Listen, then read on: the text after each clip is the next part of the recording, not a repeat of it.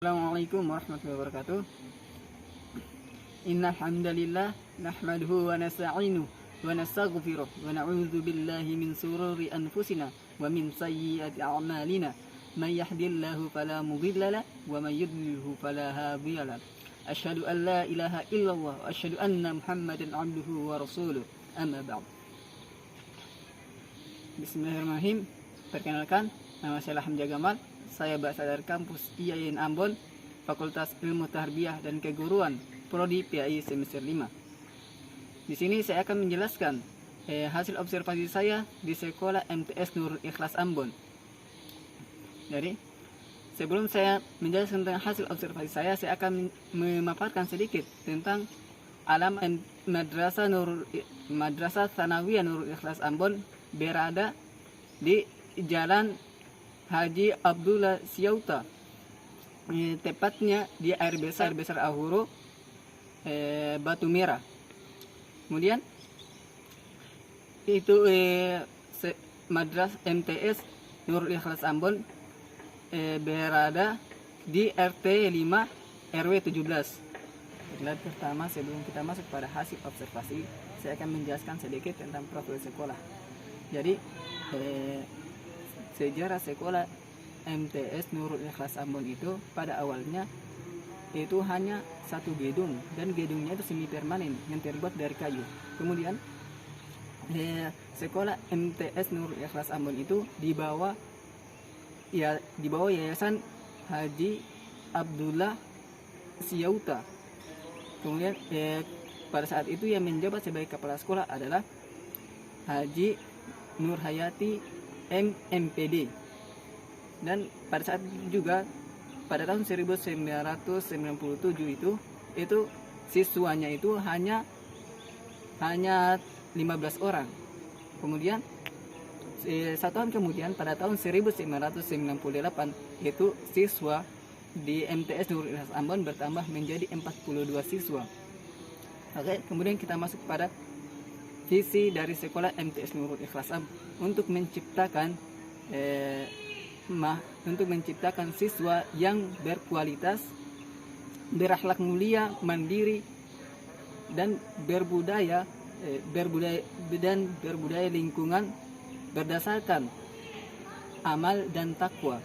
Dan kemudian misi di sekolah MTS Nurul Ikhlas Ambon itu ada 8, tetapi saya akan menyebutkan salah satu keseluruhan dari misi sekolah MTS Nurul Ikhlas Ambon, yaitu menciptakan pembelajaran yang aktif, kreatif, dan efektif dan menyenangkan, atau yang sering disebut dengan pembelajaran PAIKEM. Dan kemudian MTS Nurul Ikhlas itu memiliki misi juga ingin memberikan siswanya itu atau membuat mereka mencukupi 4 KI, yaitu KI sikap spiritual, KI sikap sosial, kemudian yang ketiga KI pengetahuan, dan KI keterampilan. Oke, selanjutnya kita masuk pada akreditasi sekolah MTS Nurul Ikhlas Ambon. Jadi MTS Nurul Ikhlas Ambon itu sudah mendapatkan akreditasi B atau yang disebut akreditasi baik. Kemudian jumlah guru dan gedung kelas yang terdapat di sekolah MTS Nurul Ikhlas Ambon. Jadi berdasarkan hasil observasi yang saya lakukan dan wawancara, saya menemukan bahwa di sekolah MTS Nurul Ikhlas Ambon memiliki guru sebanyak 20 guru untuk sekarang ini. Dan ruang kelas untuk melakukan proses pembelajaran itu ada 6 ruang kelas, yaitu 2 ruang kelas untuk kelas 7, 2 ruang kelas untuk kelas 8, dan 2 ruang kelas untuk kelas 9. Baiklah, kemudian kita masuk pada kultur sekolah. Berdasarkan hasil observasi yang saya dapatkan atau saya temukan di sekolah MTS Nurul Ikhlas Ambon, saya menemukan bahwa kultur yang pertama yang saya temukan itu ketika sebelum proses pembelajaran dimulai, itu siswa dan gurunya itu membaca Al-Quran yang terdapat pada juz 30 secara bersamaan. Kemudian kultur yang kedua yang saya temukan yaitu ketika sebelum menutup atau mengakhiri proses pembelajaran, yaitu guru meminta atau menunjuk salah seorang siswa untuk berdoa secara bersama-sama. Dan ketika saya observasi itu, saya menemukan bahwa doa yang mereka baca itu terdapat pada Al-Quran surah Al-Asr ayat 1-3. Kemudian kultur siswa dikarenakan adanya COVID-19 sehingga menyebabkan sekolah MTS Nurul Ikhlas Ambon itu para siswanya menggunakan pakaian yang bebas rapi. Artinya mereka tidak menggunakan pakaiannya seperti sekolah-sekolah sebelum COVID-19 itu yang menggunakan pakaian-pakaian sesuai tata aturan, tetapi mereka menggunakan pakaian yang bebas rapi, artinya bahwa pakaian terformat atau yang menutup aurat. Kemudian kultur guru.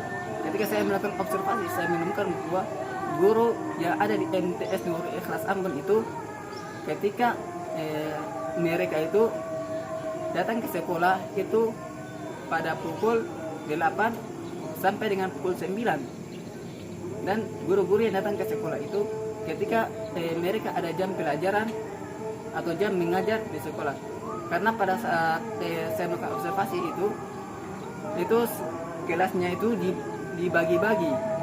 Misalnya itu kelas 8 itu pada hari Selasa, kelas 9 pada hari Rabu, dan ada juga kelas 7 pada hari Kamis, dan begitu. Jadi sekolahnya itu tidak memberikan kesempatan kepada seluruh siswa untuk masuk secara bersama-sama. Yaitu dapat kita lihat, seharusnya kan siswa itu kan dari kelas 7 sampai kelas 9 itu datang ke sekolah itu secara bersamaan dari kelas 7 sampai kelas 9, tetapi dikarenakan COVID sehingga menyebabkan mereka itu masuk secara bergantian atau bergilir. Kemudian kemudian pada metode pembelajaran yang diterapkan oleh guru Al-Quran Hadis. Jadi guru Al-Quran Hadis menerapkan metode ceramah, yaitu yang lebih menuntun kepada seorang guru. Dan ketika proses pembelajaran berlangsung, guru Al-Quran Hadis itu tidak terlalu memfokuskan kepada peserta didik, artinya bahwa dia tidak terlalu menguasai pengelolaan kelas dengan baik, sehingga terdapat peserta didik yang ketika beliau menyerahkan materi itu terdapat peserta didik yang berbuat kekacauan atau mengganggu temannya lainnya sedang fokus melakukan pembelajaran, dan guru hanya membiarkannya begitu saja. Kelas yang selanjutnya itu pada 9 keterampilan dasar mengajar seorang guru. Keterampilan dasar mengajar dimiliki oleh guru Al-Quran Hadis. Yang pertama yang saya temukan adalah keterampilan membuka. Jadi guru Al-Quran Hadis sudah melakukan keterampilan membuka dengan sangat baik, yaitu yang diawali dengan berdoa. Setelah saya berdoa, kemudian mereka guru Al-Quran Hadis mengambil absen. Setelah mengambil absen, kemudian guru Al-Quran Hadis itu memberikan motivasi kepada peserta didik untuk semangat dalam melakukan proses pembelajaran.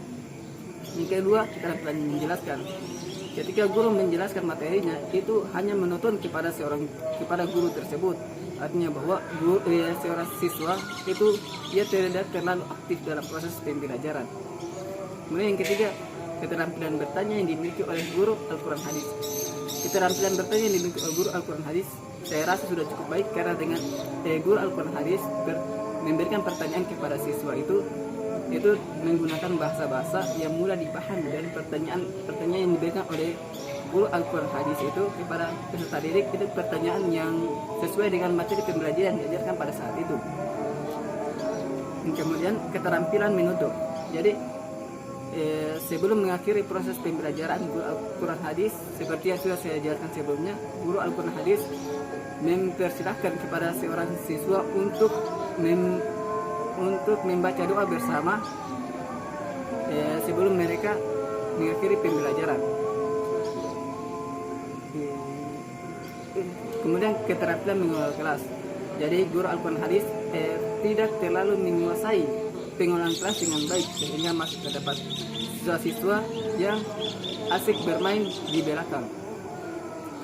Maka mungkin itu saja penjelasan yang dapat saya sampaikan. Saya mohon maaf apabila terdapat kekurangan, karena sesungguhnya saya juga hanyalah manusia biasa yang tidak luput dari yang namanya kesalahan dan dosa.